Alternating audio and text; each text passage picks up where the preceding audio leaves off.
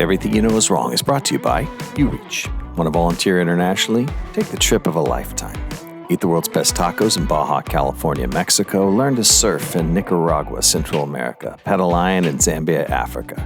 All while doing something amazing to change the world. Housing, water, education. UReach.global is your portal to reach farther than you ever imagined. Student Reach. Coaching for students, resources for parents, student presentations that really change things, trips for students, and more. StudentReach.org is where reaching your potential begins. You can support the show at everythingyouknowiswrong.show/support or patreon.com/everythingyouknowiswrong. Show notes, video, and more at everythingyouknowiswrong.show. Let's do this. Everything you know is wrong. You're wrong, and you're a grotesquely ugly freak. It's important to remember one thing. You're wrong. You are dead wrong. You're wrong. Ooh, you smell that? It smells like someone's wrong. Everything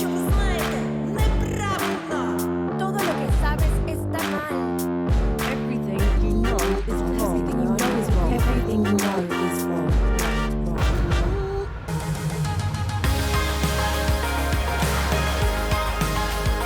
All right, welcome to Everything Knows Wrong.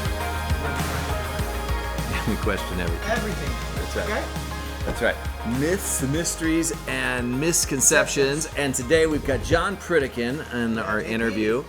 And here's one of the things that people don't realize is people can be extremely successful and touch millions of people and not be a household name at all. Yeah. And John Pritikin is one of the most successful public speakers in the world. Yeah.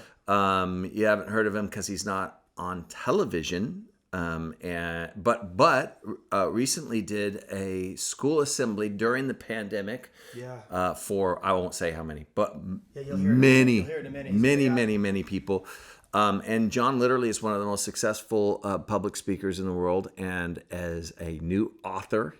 His book, Feel the Power, is awesome. And so we're going to talk today about overcoming obstacles because John has an amazing story that is, I love the statement that says our strengths are closely tied to our weaknesses. And in John's case, his strengths are tied to his weaknesses. Yeah. And so really awesome. You know, with him, what I see, and I even how I've aligned my life as of late has been in search of finding this, or at least making this happen is, and we both known him for a very, and it's funny how many people we know that are awesome that we both know. So, that's kind of funny. But, for me, I met him when I was a teenager, really young, and I've watched, that was when he was, funny enough, in the beginning of his stages of really doing stuff. So I got to kind of see that, and then him take off and start his own thing and then go out, start traveling all over the world.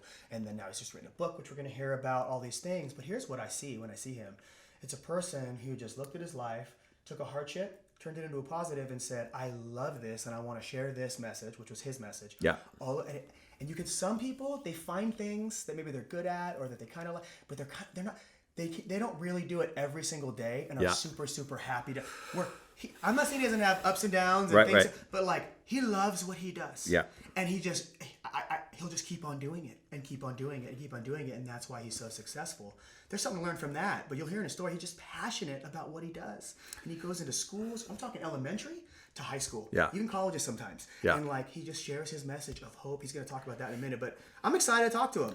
Well, and I think one of the misconceptions that we have about people who do things like John does is that, they just have so much confidence. And John is an extrovert, but John would be the first person to tell you, no, man, when I step up in front of people, I do it with a sense of insecurity. And that's actually what makes John so effective at what he does. It's not the way we think about it, right? This is a misconception. The myth is that people are extroverted and they're confident and they know, because you think about the arrogance that it takes. I talk about this all the time. My daughter, one time when she was young, she heard me speak and she said to me afterwards, she goes, hey, Dad, when other people talk, they tell stories that make them look good. I've noticed that when you talk, you tell stories that make you kind of look stupid a little bit. And I said to her, well, but that's because, the act of standing up and talking to people, which I've, done for hundreds of thousands, maybe more than 1 million people now, is that I'm talking for the next 30 minutes. You shut up and listen. Is there yeah. anything more arrogant This is than my that, world. right? So we have to kind of, like disarm that with saying, look, I don't have it all together. And that's really the thing. And so for John, I mean, it's just, it's amazing. But to reach his dreams, and I knew John from a young age, I mean, early 20s, and this was his dream, and he's made his dream come true. And I thought that was amazing. Yeah, I do too. And like, it's also like, I think people get stuck too in this, like, you have to be famous in some sort or have X amount of followers on Instagram and all these different things. Now, while there's a part of that is like, if you do those things, you'll probably have, some success financially is what you're looking at, being success in that way, not everything else, I used to always joke with people where it's like, money is not the root of all evil and all these things you can't have. I'm like, no, listen. I'm not saying if I had lots and lots and lots of it, that it couldn't distort me or I couldn't get an ego or all that. But what I am saying is like, for the most part, and especially as a recent, I have everything I really want and need. Yeah. So now I'm just ready for the money to come. Plus, I would just say this too. You probably, I don't know if you thought you were quoting the Bible just now, but you were misquoting the Bible right now. Yes. It's actually the love of money. No, I know. I'm saying that what people think I know. is. Just I know. That's a misconception, though. It is a misconception. I was thinking about dreams. You know what I read last week, and I thought this was so interesting since we're talking about John achieving his dreams. Do you know that when you dream, and when you think about this, makes so much sense, when you dream that your brain disconnects the sides. Now, we already know a little bit about brain disconnecting. I don't know if you've ever seen this, that people... Like left brain, right brain? Yeah. So people have severe epilepsy. Okay. They go into your head and they sever the link between the sides of your brain, okay? What? And so, this is so crazy, and it helps with severe epilepsy. But here's what they found. You might have if you're right-handed, that's a left brain thing, we know that. But your vision center, I might be getting this wrong, but your vision center, say, is in the left side of your brain. I'm going to be fact-checking this later, Jeff. Yes, it's probably a good idea. So if your vision center is in the right side of your brain, but you're right-handed, which means the left side of your brain, I hope people are following me, they can show you a picture of something. A movement? Yeah, and I remember what it is. You they close your right eye, so the right side of your brain is controlling your left eye. You can't see this right now, though, but he is That's right. covering his eye with his hand. That's right. Okay, you're listening.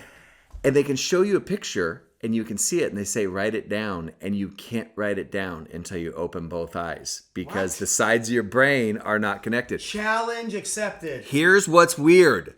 When you sleep, the sides of your brain disconnect from each other, and one side of your brain, they found this to be cognitively true, they can do it with brain scans, one side of your brain makes up the story, the other side of your brain is the receptor of the story and is literally surprised by what's happening. That's why you're surprised. One side of your brain is making up the story. It's the writer, it's the producer. The other side is the consumer. It's the audience.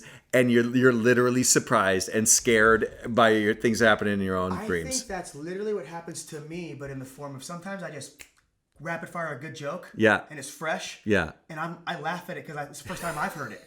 You ever do that? Yes, I do that sometimes. And if you ever notice, like they say stand-up comedians, you shouldn't laugh at your own joke. Well, they're telling that joke over and over and over again, right? So, but I thought that was so interesting. And I was thinking about John and about dreams today. And we're, talking about myths and mysteries and misconceptions. And how we really are surprised about how our own dreams play out. We think we need to be a certain thing, do a certain thing, achieve a certain thing, and then it turns out completely differently. And we often end up going either, wow, I should have paid more attention along the way, or this isn't the way I would have planned it. It's better.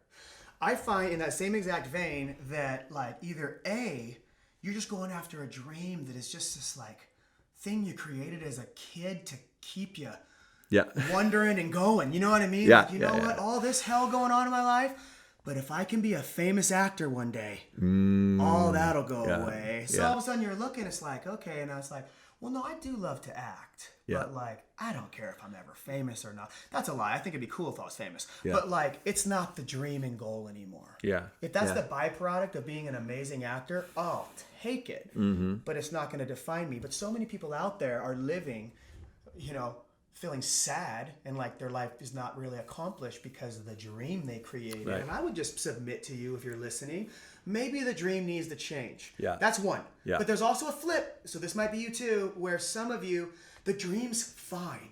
Yeah. You've just given up on it. Yeah. Because it's just one thing after the other has just come after you, has jumped on you, is just, and you're going, I just don't know if it's attainable anymore. And I think somewhere in the balance of both of those things, you can find real peace, real contentment, and that's what I'm in the middle of doing right now. I think that's awesome. And as we go into this interview, I think this is so amazing. And if you're listening to this, here's my takeaway before we even start, so you can listen to it in context, is if you think you need to overcome your obstacles so you can attain your dream, no, that's not always how it works. Sometimes we live with those obstacles, we walk with a limp, and that's the way the dream works out. And we really believe that you're going to experience some motivation and encouragement from listening to the story, guys. Don't. All right, here we are with author, speaker, and awesome guy extraordinaire, John Pritikin. How you doing today, John? I'm doing good. I'm doing awesome. It's an honor to be here. Yeah, hey, it's so great to have you. And Robbie, you and I have both known John for quite a long time. Oh, man. Yeah, I mean, I imagine a similar amount of time, right? I've known since I was a little kid. Yeah, Maybe like I 13? think you're elementary school. I first. Yeah, or even younger. Yeah, I was like 13, 12, something Yeah. like that. No, I'm being serious. Yeah. No, I'm serious too. Yeah. Yeah, okay. totally. Sometimes, like I say to Jeff, and he gets all flustered and acts weird, like I'm making an old joke or something. I'm like, no, Jeff, I'm being serious. Oh yeah. We're all old now, man. We're all old together now. Just all of a sudden. I know. Yeah. It was years ago. People were asking about my program of getting sponsored by like Red Bull and all these. Now, maybe he gets sponsored by Lipitor or or Metamucil. Geritol. Yeah. That's saying myself right there. Yeah. So John and I actually went to college together in Santa Cruz. Yeah. And- You're a lot older than. No, wait. So you're the same height then, but how much did you weigh in college and how much you weigh now? Oh, so I went into college a little lighter. Graduate 285. Okay. I went up to 330. Uh-huh. And right now I've dropped down to 295, but I'm wearing black, so it's slimming. So I usually 285 is my weight. I'm just carrying a little holiday weight right now, pre-holiday weight. Pre-holiday, Yeah. well, in between the holidays. Yeah, I actually was lighter during the COVID season, like during that because I was home so much Yeah, after traveling yeah. that I was doing more cardio. My knees, I started getting knee problems. I'm glad you said because of more cardio, because you're almost making it sound like your wife wasn't a good cook there for a second. No, she's a great cook. My daughter's an awesome cook. Oh, that's awesome. Yeah. Awesome. John, Now, John how old is your daughter now? She is a freshman in college. She's 18 years old. Yeah, isn't that crazy? What? So this has been a interesting time for you. Your daughter went off to college, and you published your first book. I did, yeah. We wrote it, and it's been a 10-year project. I'm not even joking with. So we started working on this in 2010 Wow. in Dallas, Texas was the first time. I feel like, it was about a decade ago, the first time you told me my book's almost coming out. Yeah, exactly. Yeah.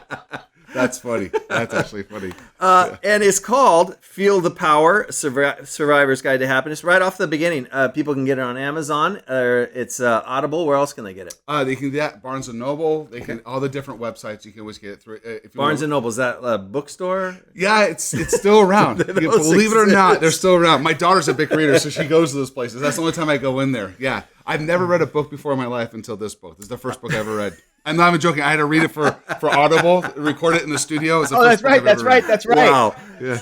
So you didn't really want to get, like when bands are going into the studio, they're like, I try not to listen to any music so I don't sound like anybody else. You just didn't want to be influenced over the last decade. Yeah, that was it. And the 3 or 4 previous decades. Well, the best is they allow you. They're like when they record it, you go with you have a producer there and he's working with you, and they're like, oh yeah, well usually we average about 7 hours for someone to read their book, especially someone about this size, 40,000 words. And so 27 hours later, we knocked that thing out.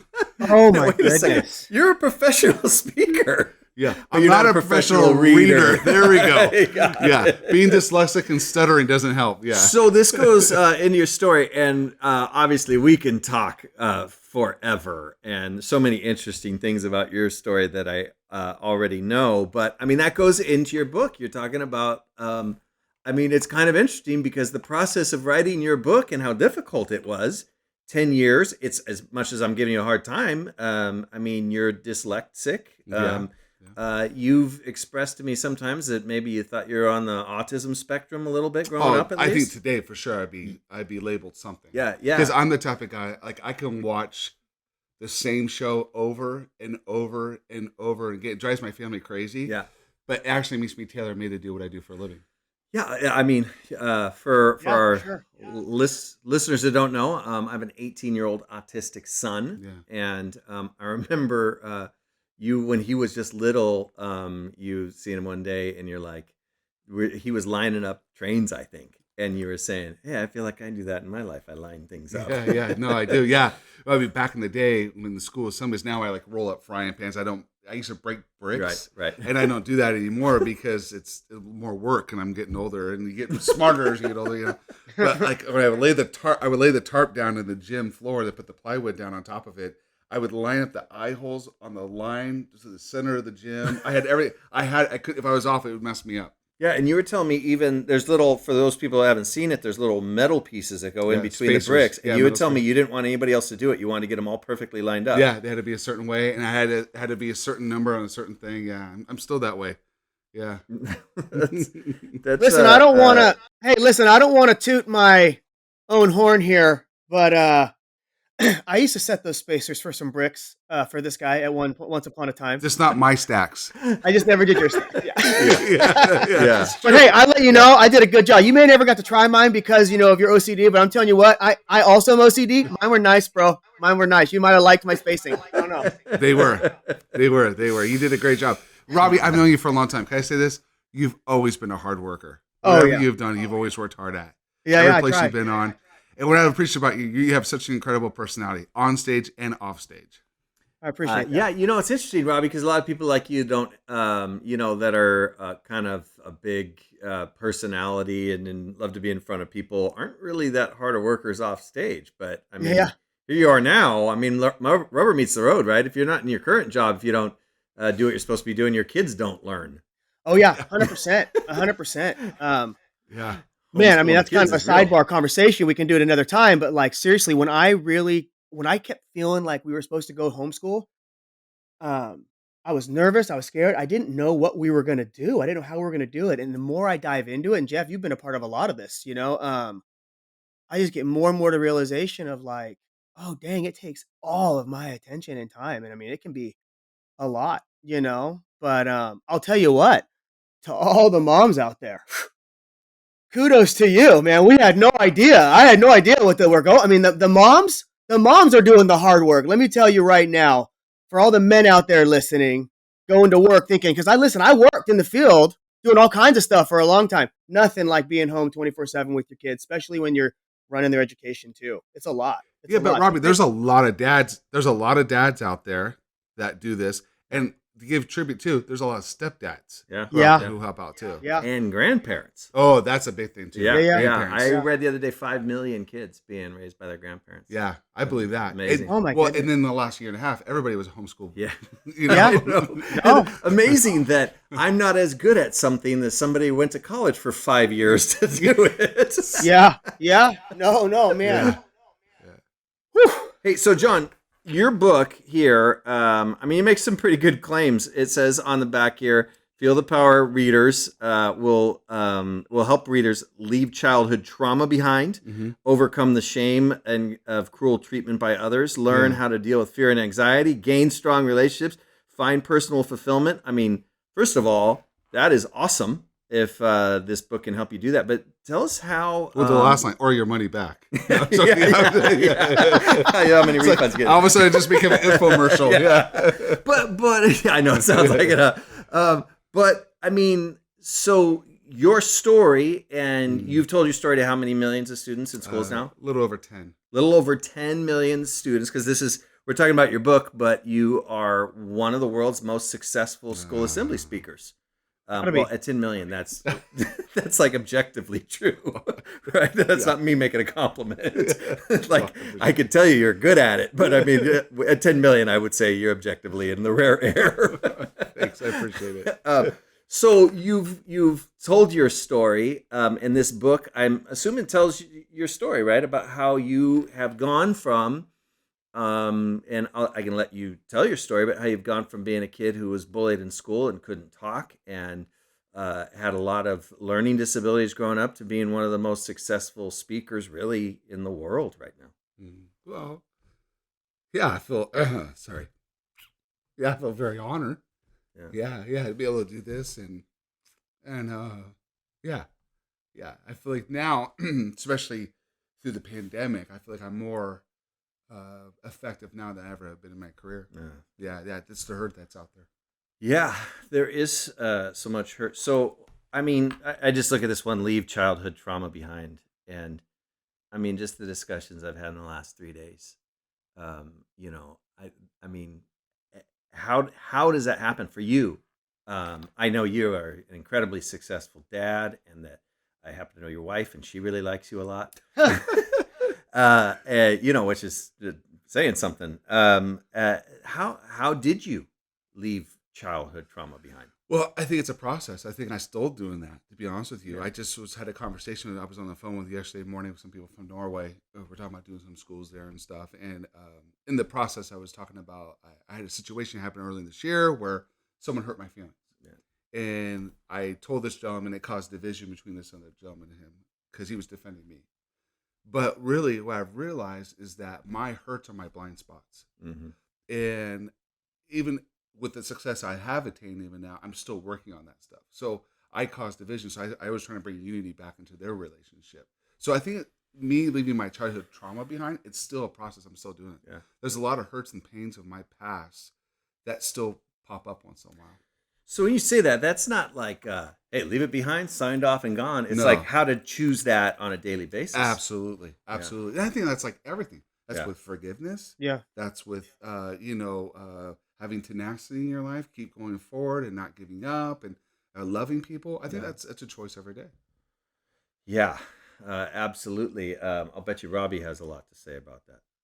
Well, yeah, I was just listening, going right when you said, even today, yesterday, this morning, I think that's and even working in the church for a long time, I did.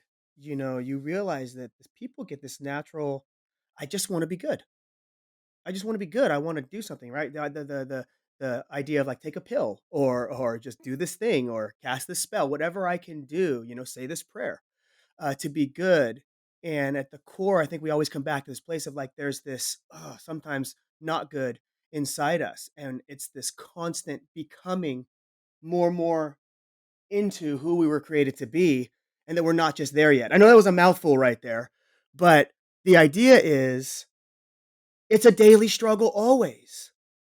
And we want to just be like, poof, I'm good now. And a lot of times as speakers, especially, right, John, you're traveling all over the world, dude. You travel more than Jeff, I think. I mean, so cool, like I think that's such a gift and such a cool thing that you've created for yourself, and you're going out there and changing people's lives. But like you have the struggle too to people like, oh, you've done it. You're perfect, right? You figured it out because look, you're out here giving the advice to everybody. And it's like, I have figured out a lot. I mean, you listen to my story, just from my story till what I'm doing, the fact that you do what you do, let alone the fact that you wrote a book and read it, I was giving you kudos earlier because we don't do that enough, man. I mean, we joke around because we see you now, or people get to see you now.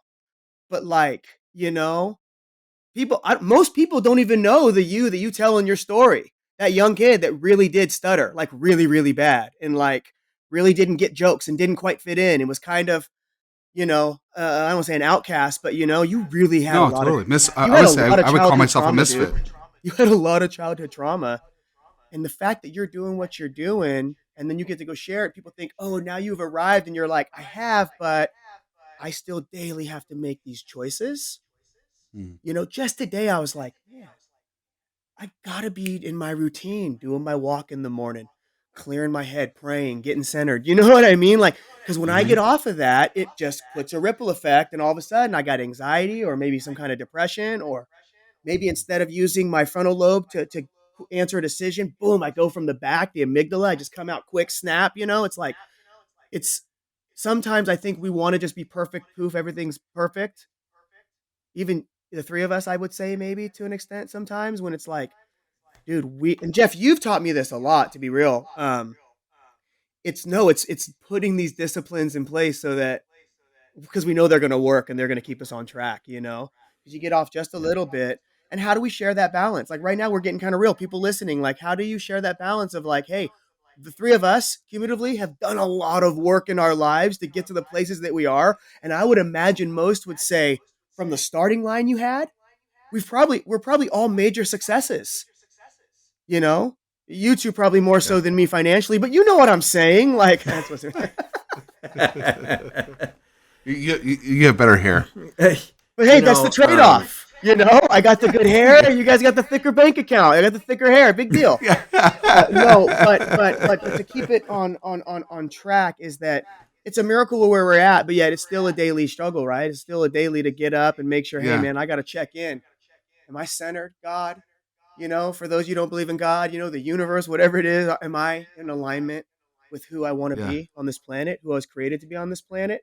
And I want to circle back to and just compliment you again. I think it's good to do that. But during the whole thing with this corona and everything getting shut down, the three of us, right, our livelihoods were essentially shut down, and everybody pivoted, did some things. I was doing some trivia stuff that turned out to be a really good time. Like I randomly hear people to this day go, man, I wish you still did trivia. That was fun. I'm like, I don't even know what I was doing. I think that's how I made it through, But John, man, you popped on. I mean, I think I at least saw 5-10 times for sure that many where you got on, you had the backyards that you did your thing. And I don't know if you have the data from Facebook and from Instagram, but I wonder how many people you were impacting. Remember, Jeff, we were talking about this. I wonder if you even know the numbers because it had to be a lot. And I thought that was so cool. I think the highlight when I look at it, I had a dear friend of mine attempt to take his life in September of 2020, and he survived the gunshot wound and stuff like that. Oh my goodness! So that's why we delayed this book. I actually did a chapter called The Power of Life. Wow. That we rather have a broken you than not have you at all. Yes. And so that all started. Really good. So yeah, I was like, hey, wait a second. Yeah, my wife came up with that. Actually, that wasn't me at all. Anything I've learned or done right, it's because I listened to her. She's smart. She's very smart. But I did a little video 2 days after his, or almost a week later after his accident. It was the Suicide Prevention Day. It was September 10th. Yep. And so I put it online, and I put a link saying if you need help, click on this link. We had people click the link and fill out the form asking for help. It was 10,000 people. Oh my goodness! Wow! So we did it again. And worked with some organizations in Asia, and we did that in September 2021. And to show you the hurt in the world, we had 12 million people ask for help. Wow. I was just gonna say, did you have that subtitled? Did you subtitle that? Obviously, yeah, in different languages. Yeah. It was produced in Japan.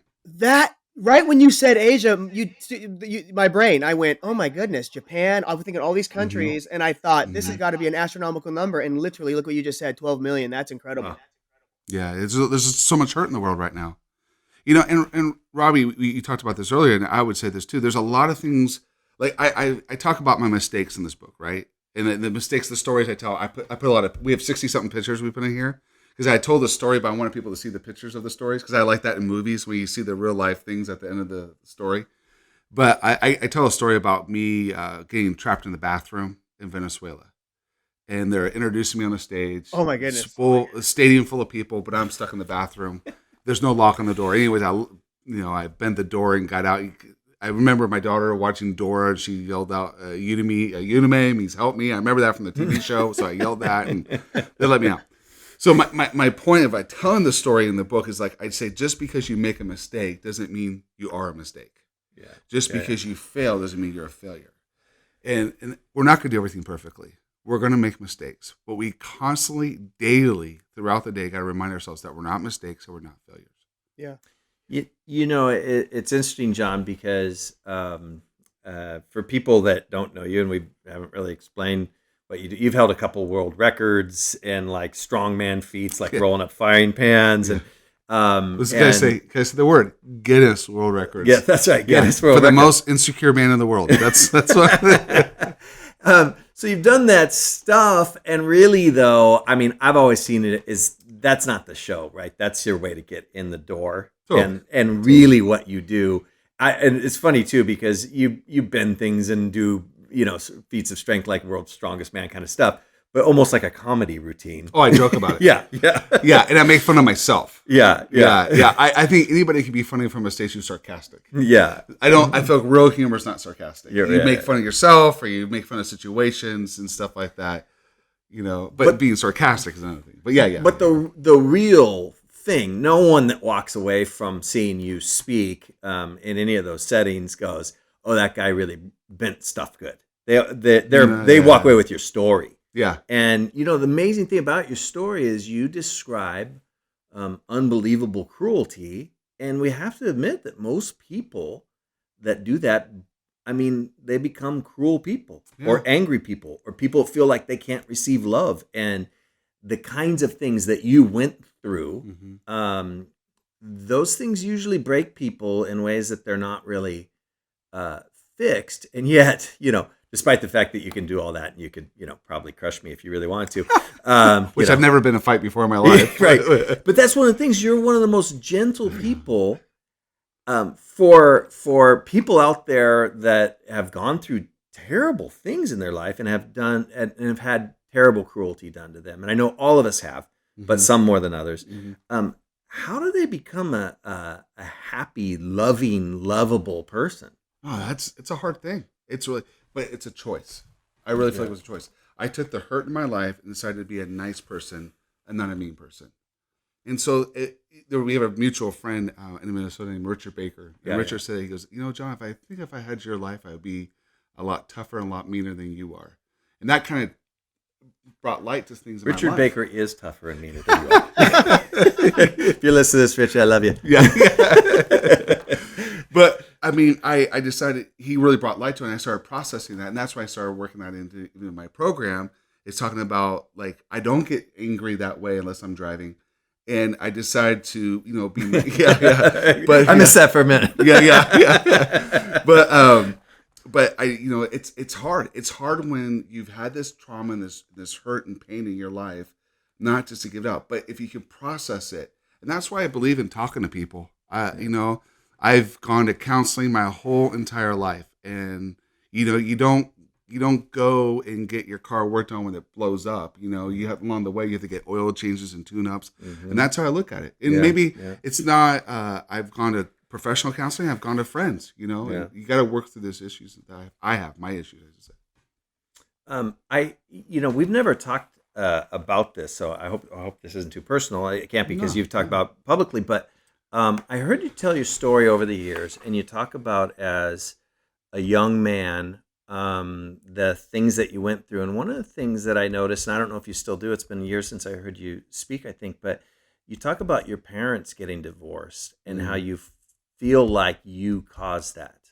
And for years, I would listen to that and I would think I wanted to make an appointment in my head to talk to you afterwards and say, "Hey, John, you don't really still think that, right? That you caused your parents' divorce." And then raising a child with autism, I began to look at the statistics, and people are coming to me that 90% of marriages collapse when there's a child with special needs in the family. Wow. And then I was left thinking, like, well, I don't know, maybe John's right, that the trauma, but we've never talked about it. But how does that play into your story of your family dissolving and what that looks like in your mind? Wow, yeah, that's pretty deep. I think as I sit here as an adult, 48 years old, looking back when that happened, I was so young, knowing that did I really cause it? No. Did I put undue stress into the relationship? They already probably was stressful, probably. Yeah. They're trying to deal with their school's telling them like there's no hope for your child, all this, and then they're going through this pressures of life, and their marriage probably wasn't the strongest already. Yeah, I think it made it difficult, but I know that what happens between a husband and a wife, it's never the child's fault. Right. It's never the child's fault. No matter whoever's listening right now, especially if you're a student, you got to remember it's what happens between your parents is not your fault. And I think that's the thing I've kind of realized out of all this stuff. Yeah, I was just talking with somebody the other day, and I was saying one of the hard things about being a kid is it's not just that you got problems and drama swirling around you, it's that you have very little control over it, right? You don't control where you live, who you see, who you sit next to in school. It's like almost nothing, and it piles on. Yep. And you're right. I feel like there's so many, not only young people now, but people who grew up with their identity was all this stuff happened, and I didn't have any control, and they don't really feel like they've regained control in ways that they really could, right? Yeah. Yeah, I mean, yeah, it's definitely. I'm sorry to pause like that. It's just that you're saying a lot of things. I think I'm still evolving and working through stuff in my life, through all the stuff I've gone through. It's a situation. I just realized I don't like pumpkin pie. I do not like. You know what pumpkin pie is good for? Nothing. I mean, I can't stand pumpkin pie, and so we're processing this. And I've never been a big Christmas person. Not a huge fan. I mean, it's nice and all that. I've always celebrated Hanukkah growing up. Oh yeah. But we did Christmas too. That's what most people do in America. But I've never been a big Christmas person. So we were trying to process this one day. This is several years ago. And we started timelining, as we're going through the process of the book, stuff that had happened to me in my family. It happened around Thanksgiving to Christmas. And it didn't come out till my 40s. I realized there's some things that, even to this day, I don't like pumpkin pie. Something has happened in my past that has happened some of these triggers. So I decided I'm not a Christmas person, but I'll become one. And so I forced myself. It's a discipline. I still am not a huge Christmas person, but I'm forcing myself to do it. I still don't eat pumpkin pie. I can't stand it. Someone's got a Grinch sweatshirt coming their way. What'd you say? Say that again? Someone's got a little Grinch sweatshirt coming their way here pretty soon. Yeah, but my heart grew 2 sizes, so it's okay. It's so funny you say that because I don't like pumpkin pie, not for any emotional reasons, but because it's gross. And like with pumpkin spice everything, I just think, this is even worse, right? Come on, you gotta be kidding me, right? And eggnog, don't get me started on that. But like growing up, Hey, Jeff. my old just because we have a lot of people listening, guys. Hey, I love pumpkin pie and I love eggnog. So if that's you, don't worry. At least someone here is on your team. Okay, keep going, Jeff. So you love adult eggnog. So as a teenager, my older brother was like an assistant manager at Kmart, and for the month of December, I would go and I'd work at night, stocking the shelves, and I'd be like a cart kid. I'm talking like 15 years old till I was like 18, and went off to college. And they played the Perry Como and the all those old Christmas songs. Oh yeah, they played those in a loop of about 20 songs. Wow. I hate all of those songs to this day. Really? Just detest them. Silver Bells and Carol of the Bells and anything else about bells. And then I went to work at a church. I worked at churches for about 6-7 years. And Christmas is so crazy busy. It's like working retail. And so by the time I was done with that, I was like, I don't really care about Christmas anymore. And so my family to this day, they kind of call me Scrooge. That's so, but though you made a deep emotional point, and I'm just talking. No. But like, I'm just to be honest, like I don't. That's funny. No, that's one of the ones. Yeah. That's triggering. Get those carts. Clean up on aisle 3. No.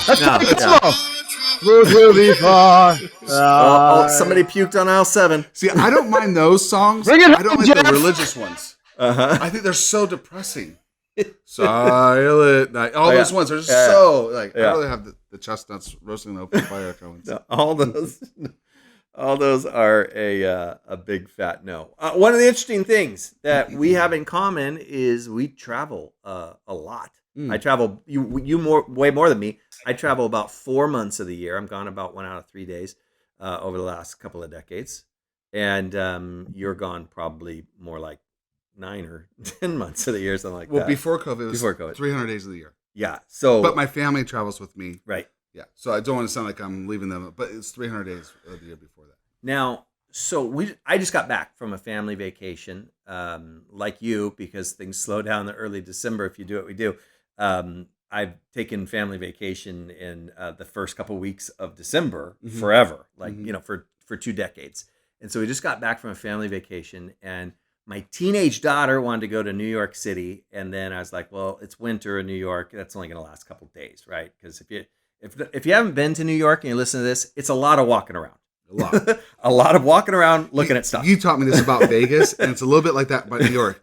On the side of your mirror of your car, what does it say? Because you're the one that told me this. I stole your line. I say it's farther than it looks. Yeah, because it says things may seem closer than they appear, and that's it. Like, oh, let's go to the next hotel over. It's Excalibur. And it's like a mile walking. You're looking down. You're like, oh, look. I can see the lights of Times Square. It's only 3 miles from here. Hey, what's bad about Manhattan? Because I do a lot of schools in New York. Yeah. Is that you're walking down the road, down the one of the streets, right?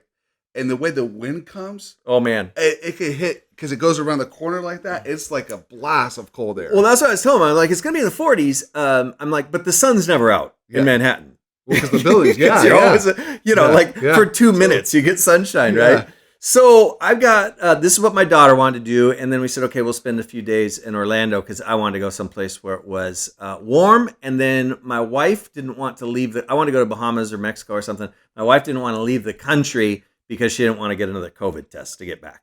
And so this is what we did. And my son, who actually counts down days to vacation from about August, he comes in every morning, erases how many days till vacation, looks forward to it, struggles through the entire vacation.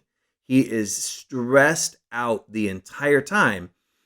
Is it because he's not home? Because he's not home and there's no routine, right? Wow. And we don't eat at the same exact time for every meal. Yeah. And so he's just so incredibly stressed out, but he loves it. He looks forward to vacation, but he's so stressed out. And we went to Universal Studios, Florida, in Orlando, and he is having a blast, but he's stressed out the whole time. Yeah. And I was thinking about something that you told me one time about when you're traveling, how like, even though you're on the road, you try to stay at the same hotels. You try to rent from the same car agency. You try to work out at the same time every day. And I unpack my hotel room, my cosmetics the same way. Like the deodorant, cologne, gel, same spot on the counter. Makeup. Yeah. He doesn't look this good naturally if you're watching this on video. That's right. That's right. He's laughing because he really does have makeup, because so do I, but he doesn't want anybody to know. It's okay, you're in good company. We are all of us are wearing makeup. Hey guys, we're not really. We're just kidding, but this is my concealer. My concealer's on right now. Yeah. But no, that's true. So I just told a reporter not too long ago. I guess it was before COVID, so I guess it was a while ago. Time flies when you're sitting around. That when I get to a country, I start speaking in schools. So I go to schools. But the girls, my wife and daughter, they'll go and see stuff. So I told them I've been around the world, but I haven't seen the world. Where the girls have, like, we go to Japan, and my daughter, because ever since my daughter's little, I've always given her like the boarding passes and stuff. We're at the airport. Okay, we gotta get to this gate. We gotta go through this immigration. Let her figure out. Even that she was like 4 years old, I had to start doing all that stuff. So she likes to figure out new cities and stuff. I'll never forget. I was in Tokyo and I was meeting with do you know who Nick Vujicic is? He has no arms, no legs. No. Yeah. So Nick asked me. He was there doing an event. He asked me to come over. We're talking about doing stuff in schools, and so someone drove me to his hotel, and No, wait. I hate to interrupt this sincere story, but I just picture this like, oh, John, what's your story? People are mean to me. What's your story? Lost my arms and legs. No, he was born without him. But yeah. Without him. Yeah. Kind of puts it in perspective. Yeah. That's funny. But yeah. You might be playing. Exactly. But so I didn't know how to get back to the hotel. So my daughter had to get on by herself. She was I think 15 or 16 at the time. She got on the subway and came to Nick's hotel. Came to the suite. Got to meet Nick and stuff. But she had to take me back because as a grown man, I didn't know how to do it worth the subway. But she's been doing it since she's little. So yeah, but I'm very routine. So I'm very boring. Like I tell people who travel with me when I come and travel, I go, it's not that exciting. Yeah. I get up. I usually go to the gym or I go to a school. I do my schools. I have lunch. I go to another school. I come back. I work out. I have dinner. I go, it's my life. So it's not that, Yeah, I know. It's that's the thing, right? People think, and I haven't done anything close to you, but I've spoken to about 1 million students at schools. Wow. There's actually very few things more tedious and mostly boring than traveling. So, you go someplace, you go to a hotel, you stay there. For me, it was, I was without my family. So you're sharing a room with somebody, and just speaking in general, it's like this flight by yourself. Maybe meet somebody, maybe you don't. So you meet someone on the flight and you share a room with them? Well, I wasn't saying We that. want to clarify that. I just meant you meet somebody when you get to where you're going. There we go. Yeah. I understand. Thank you for saving me on that. But it's a lot of time. Laying on a hotel bed, seeing if there's anything on cable. Yeah, well, not anymore. I mean, when's the last time you've been TV? You turned a TV on in your hotel room? I haven't. It's like stream 2-3 years. Yeah. It's really dope. My wife and kids and I, we were when we were on vacation, we were sitting around watching. We still hadn't gotten around to the end of America's Got Talent. We were trying to watch it, and here we are, all of us like on a king size bed around this little 13-inch laptop. Oh, that is funny. Yeah. That's funny. We're just staring at it. Yeah. Was it Apple or Android or? It's that one right there. That Dell XPS 13, the greatest laptop ever made. Yeah, it's amazing. So the name of this podcast is Everything You Know Is Wrong, and so we like to talk about misconceptions. And as you're talking about overcoming these things, what do you think the biggest myth of recovery really is? That if you hold it in and be strong, you'll get through it. And it's not. It's being transparent. Being transparent with people and even yourself will give you the ability to keep going through and give you success. That's pretty good, don't you think, Robbie? Yeah, I mean, I would say it similar way. I'd say, like, for me at least, when I really chose to face myself and be honest, and then be okay with it and go, okay, well, now I gotta, figure out where to go from here. We've talked a lot about Jeff, especially on this podcast, but like this idea of like just being in integrity as much as possible. And integrity is not just the big things, like don't steal, don't rob a bank, don't cheat on your spouse. Integrity is like do what you say you're going to do, be who you say you're going to be, and try to, whatever you believe, whatever your faith or your, whatever you'd want to say, ideology, do you do what you say you're going to do? Do you show up, and are you in alignment with God or whatever you believe? And are you in a place where you're like, I like to call it the flow. Some people might call it walk in the spirit, whatever you want to call it. But it's this idea of going, I can do what I'm supposed to do, and that's okay, and not have to lie about it. Because we try to be phony. We try to fake it. And a lot of it goes back to what your book's about. I actually need to grab a copy. Just leave that copy there if you don't mind, and I'll borrow that. This one's signed to me personally. No, I want to read it. It's available on Amazon. We don't. Hey, you can actually order it. Shipping. Can I get a discount code? 10% off. You Prime member. But no, like, how do I explain it, man? I ramble, but I hope you guys understand what I'm trying to say, especially listening. We don't realize that a lot of the stuff we go through right now is literally a direct cause of ages 1 through 7.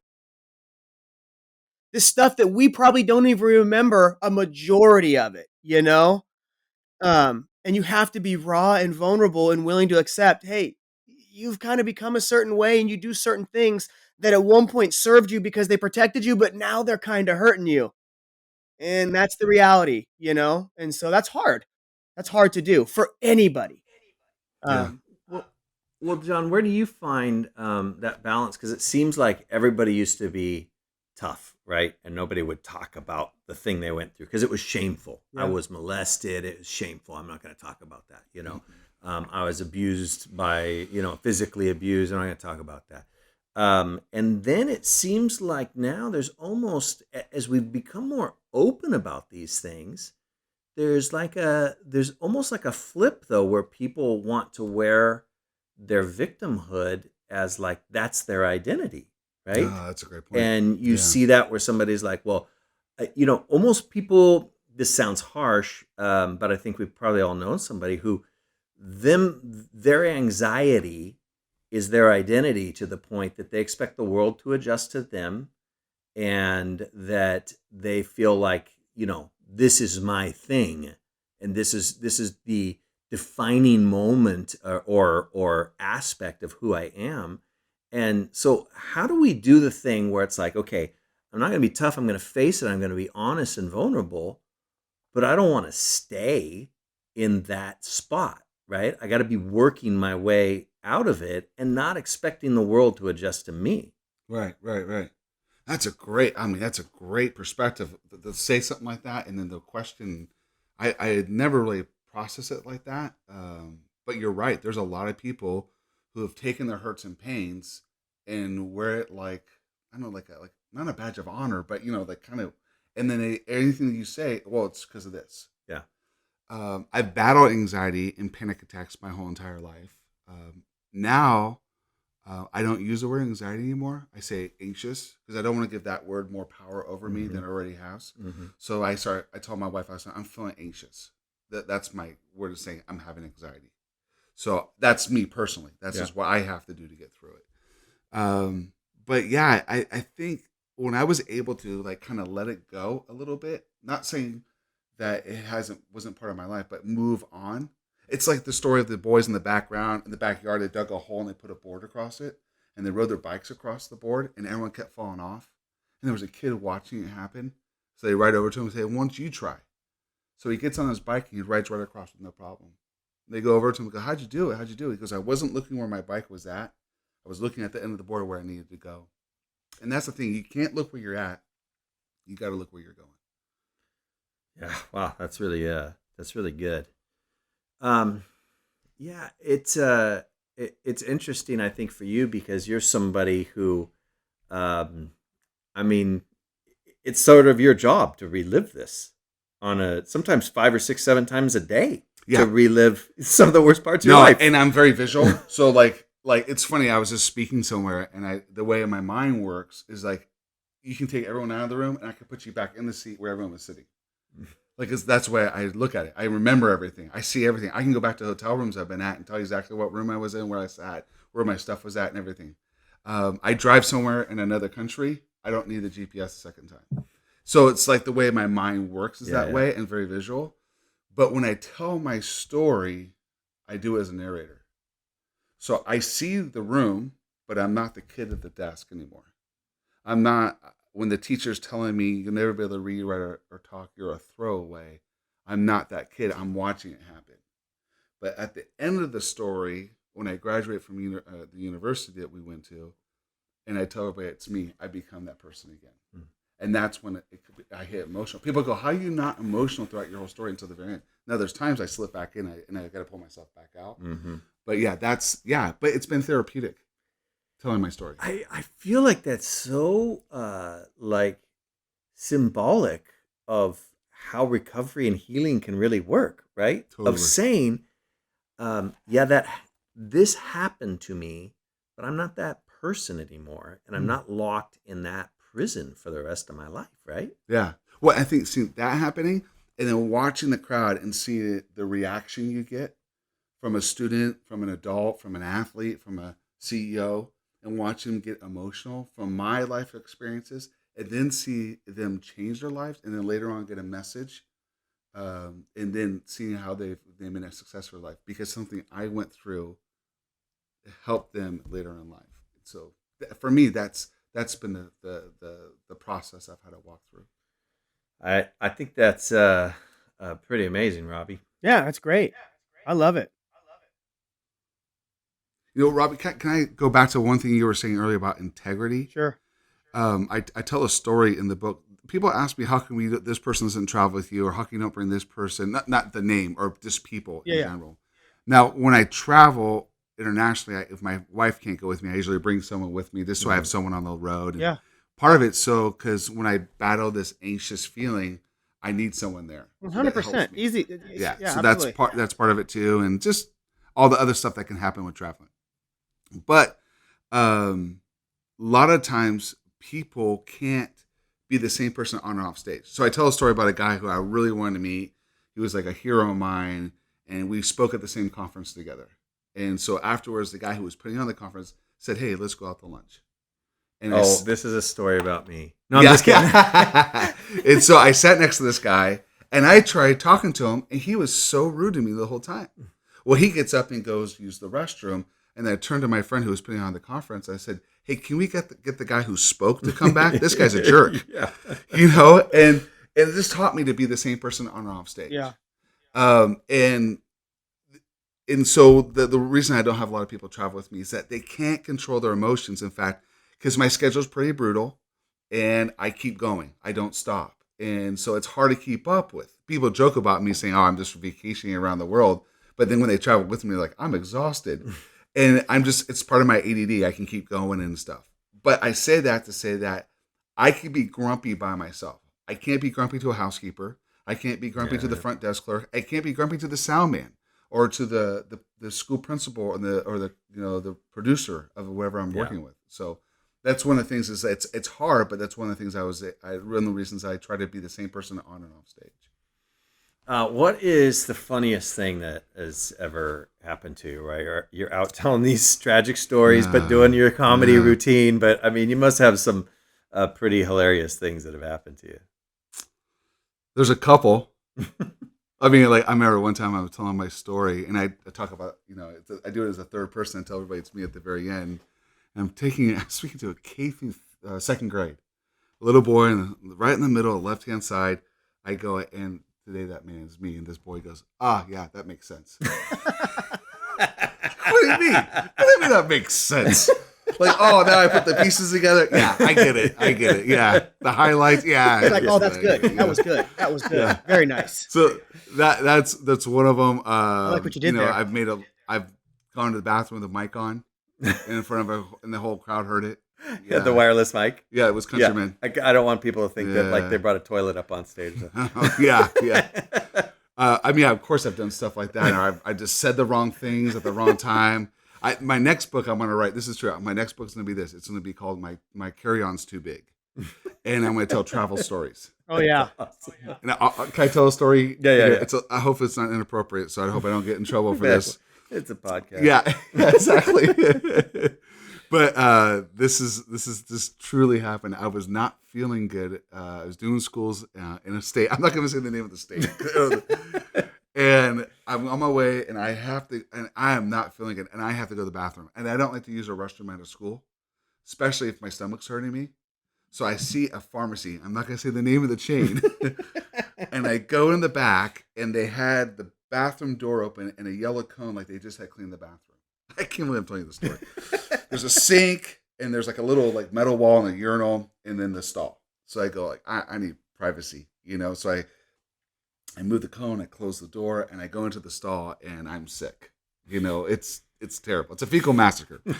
And this guy walks in, some stranger guy walks in, and he goes, "Oh my God."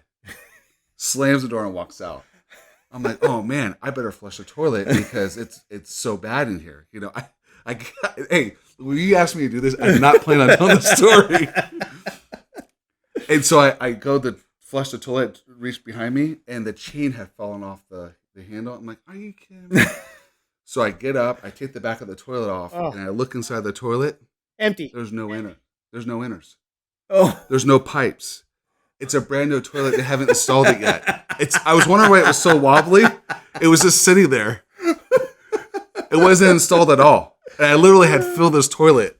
Did you just bounce? So, I know. I just sat there going, so I clean myself up, I wash my hands, I walk out, and there's two employees of this store standing there. They have blue gloves on, and they have a bucket, a plunger. No. And they're shaking their head, looking at me. You're lying. This is a true story. You're lying on our podcast. It's in a book, my next book. Now you've admitted to lying in your book. I walk out, and they're shaking their head, and I look at them, and I go, "You're welcome." And I walked out. You said you're welcome? True story. What's that? You said you're welcome? Yeah, I did. How do you even clean that? We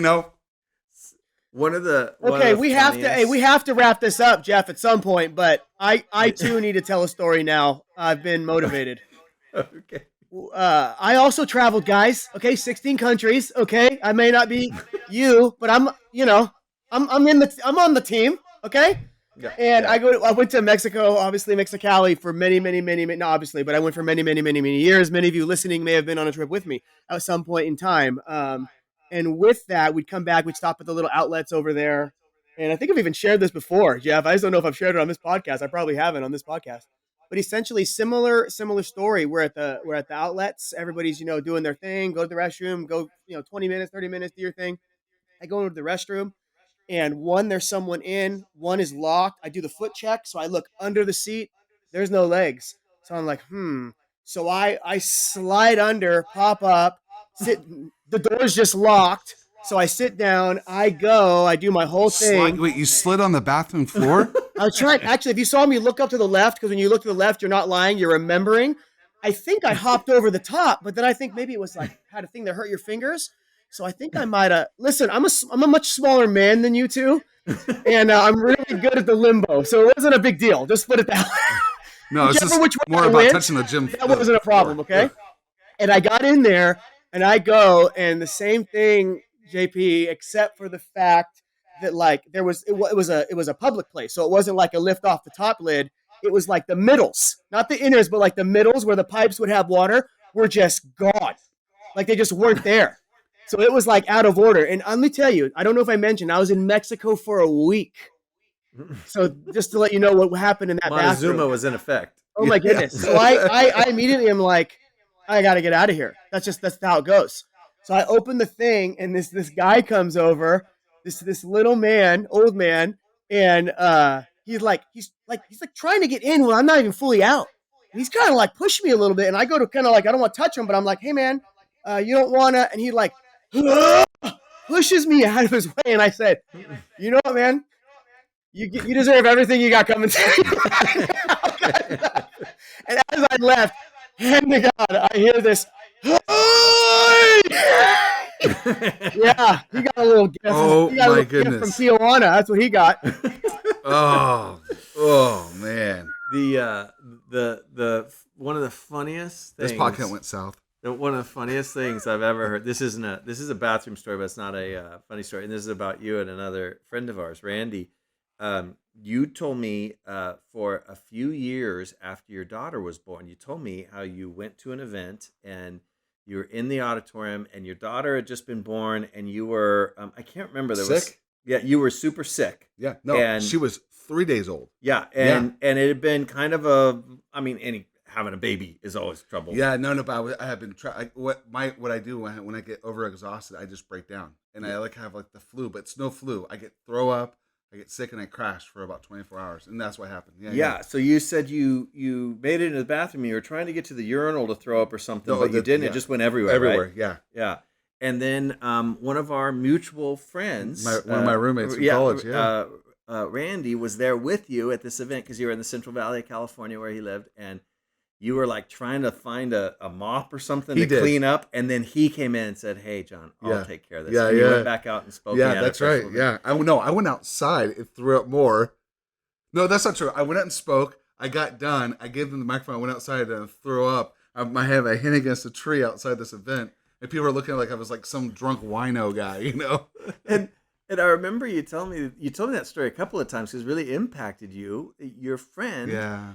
Who, was in there cleaning up, and I ran into him, and he is one of the funniest people I've ever met. Hilarious. So I don't know if what he told me is true, but I said, "Hey, Randy," I said, "that's really kind of an amazing story. Like you're like a kind of a stand-up comedian kind of guy, and you don't always come across as like the world's most sincere guy. Or, yeah, you were really an amazing friend to clean up that puke for John." And he looked at me and said, "I didn't clean up. I just told him that and left it."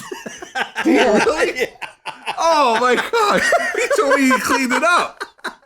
Did he really say that? That's what he said. That's I hilarious. don't know if he was telling me the truth or you the truth. No, he's probably telling you the truth. Because he's being funny and he could have been. Hey, that's crazy will call him because after this. I had actually, when I had mentioned at that very church that I was friends with you, John, they're like, that guy, when he came here and spoke, he threw up everywhere and didn't even clean it up or say anything. That's crazy. Yeah, right. Hey, John, Again, tell I made people that where up they for can get the everybody book. listening. My story was made up. Yeah. If you didn't catch the podcast, tell people where they can get the book. They can go to our website, feelthepower.org, Amazon, Barnes & Noble. It's also on, Audible, and iTunes and iBooks and all that stuff. The 27-hour Audible. No, it is not. It's 4 hours. Oh, okay. Yeah. Just stick 27. Yeah. And hey, if somebody wants to book you as a speaker for an event, could be community event, certainly schools. You do schools all the time, but I mean, you've done everything that can possibly be done. If there's an event to speak at, you've done those kind of things. How can they book you? Feelthepower.org. Yeah, feelthepower.org. Or you can reach out through social media. It's under my name, John Pritikin. There's no H. John. Can I say one last thing before we stop? Absolutely. There might be parents who are listening. Yeah. And the story is actually in my book, but I read an article in a magazine. A lady who was a vice president of a bank took her boy to school, dropped him off at the classroom. Principal and teacher said, "We tried everything. There's just not going to be any help." She gets on the train. She's on the crowded train. And the article said with her education, her success, she is crying. And she says out loud on the train, "There's got to be hope for my little boy." I looked at the end of the article and saw it was my mom who wrote it. And that's how I started to share my story. Wow. I wouldn't be here if it wasn't for her. She took me to doctors and speech therapists. And like you said, 10 million kids, 60 countries that I've shared in now. I say that for one reason. If there's anyone who's listening today and you have a child who has a learning disability, speech impediment, ADD, ADHD, autism, I just want you to know, if I can make it, they can make it. Don't ever give up on a student. And the most awesome thing about this is it's not in spite of your difficulties that you've overcome, but it's including those and in some ways because of those that you've been had such an incredible impact on so many people. Oh, thank you. Yeah, I've embraced what's happened to me. Awesome. Hey, thanks so much for hanging out with us. And it's been John Pritikin. Okay, so that interview with John Pritikin is one of my favorite. I love the vulnerability. John is one of the most vulnerable people I know. I miss him. Sometimes I've known him since I was a little kid, 13, 12 years old, and I haven't seen him though in maybe really, really talked to him in maybe a decade. So too. It was like a little bit nostalgic, because he, when I was a kid, it was John Pritikin. Now he's like a friend who's killing it, and I still got a little starstruck, but no, he's so humble. It's incredible to me to see what he's doing, and I don't know if it meant a whole lot for you guys listening and you really grasped it, but I remember 2020, the pandemic, things are hitting. I mean, I even jumped in trying to do something to bring something, and I remember the moment, because obviously I follow him, it was like, oh, this is such a good idea. This is going to really touch a lot of people. So I loved hearing his heart, because I just wanted to hear about that anyway, and I got to ask him. That was cool. Hope that guy resonated with you. But yeah, he's a good dude. I get his book. For people that are, if you just heard the interview, you might be doubting what John said, that the first book he's ever read is when he read his own book for the audiobook. Or read for the audiobook, I guarantee you that's he was true. not lying. I guarantee you that's true. If you know, you should follow John, but if you know John's story at all, it's quite an amazing thing about, overcoming obstacles. Yeah, for sure. I'm actually looking forward to reading it. I'm sure it's going to be a lot of stuff I know from listening to him, but I'm excited. You guys should buy it, by the way. If you're just going, hey, I like to read, and it's cool to support people that are doing cool things, this would be the one to grab. So we put that down there. Can they get that by going to our website? Yeah. Go. Everything You Know Is Wrong. Go into the show notes in your podcast app, or go to everythingyouknowiswrong.show. Oh, yeah, you can do it in the show notes. I didn't even think about that. Yeah, if you're already just on the podcast, go to your show notes. But the website's cool, too. I know it's a little outdated, but go check it out. Facebook. Instagram. Check it out. Please. Be good. And, hey, listen, for people, too, that are out there, you should check out one, we have a couple of nonprofits. This one right here, this is for You Reach Global, where we have people volunteering with us. And no matter what time of year you're listening to this, we have opportunities. YouReach.global. There's opportunities to volunteer with us in a foreign land. Yeah, and if you've never left the country or done any type of like a humanitarian trip where you're going to go and serve and help and work your butt off to do something for someone else, I encourage you, wherever you're at listening, pull over if you're driving, go to the website and come on a trip. We have trips that are so affordable. you can make it. We have trips that are a little more, but we go all the way to Africa or Nicaragua. Jump on a trip because it will literally change your life. And I mean this is speaking to somebody. It may just literally change the projection of your life for the good and do something huge and changing. Yeah, that. and if you have gone on this kind of for trip sure. before and it totally blew, Give us another shot. No, no, not with us because you've gone with somebody else. No. It was a bad week, you know. I'm not sure when you're listening to this, but this year we'll have well over 600 people on trips volunteering with us, and over half of them will be returnees because they had such an incredible time. Met with a guy just a couple of weeks ago who brought his 2 teenagers along with him on a trip, and he said, it has changed my entire family dynamic. Wow. And I thought, wow, that's really interesting. And the reason why is because it's just gratefulness and just respect. Also, people connect best in these ways when we do the rest, work, play, and connection time. And we have opportunities on a trip like this to do all of those things, working together towards a difficult project. Playing together would, we usually go to the beach or pet a lion. There's going to be things like that. Downtime to just connect. When was the last time you sat around and played cards with your kids, For sure. Where the space is there for you to be there. It's a real great opportunity even to just step away and practice presence because it's so difficult to do in the ebb and flow. Yeah, and you have a family trip that we have going on a regular basis. Yeah, and this is actually turned out to be something that is really, really cool. So depending on when you're listening, obviously, go on, because typically this is going to be in the summer. But there's something incredible about taking your family, all of you, or part of you, half, and going on a trip where you're serving, you're playing, you're having fun, you're learning, you're being together, you're practicing presence, where the goal of the trip is to give you this full-on hodgepodge of serving, humanitarian work, but peace and downtime and presence and fun and deep-sea fishing and a volcano hiking, but we're building a house and you get to meet the family you're building it for. And that's a lot, but all in one.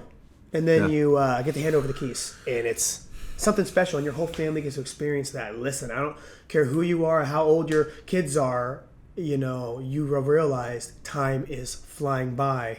And this is an opportunity, really, really inexpensive, to take your family on a trip and have an experience of a lifetime. Honestly, too, maybe you've done some great family vacations, but you feel a little resorted out or something like that. This is a great opportunity. Promise we'll take care of you. We'll feed you good food. We'll make you work. The comfort level from your normal vacation will go down, but the connection level, I think, will really go up. And if people are wondering, Robbie, we're kind of thinking for you, those family trips for people from kids that are like 5 to 15 or somewhere in there, but that'd be the age. Target. Like how do we say it the best? If you're hearing this going, I'm kind of interested. What is the age for real? 5 to 15 is, like, to me, money. Single moms, single dads, moms and dads. Yes. Aunts, uncles, grandparents. Yeah. You can make it a father-daughter trip. You can make it a mother-daughter trip. You can make it a whole family trip. The possibilities are endless. And depending on when you're getting ready to go, we are adding, like, almost feels like now almost every other day, something new that's a possibility on the trip.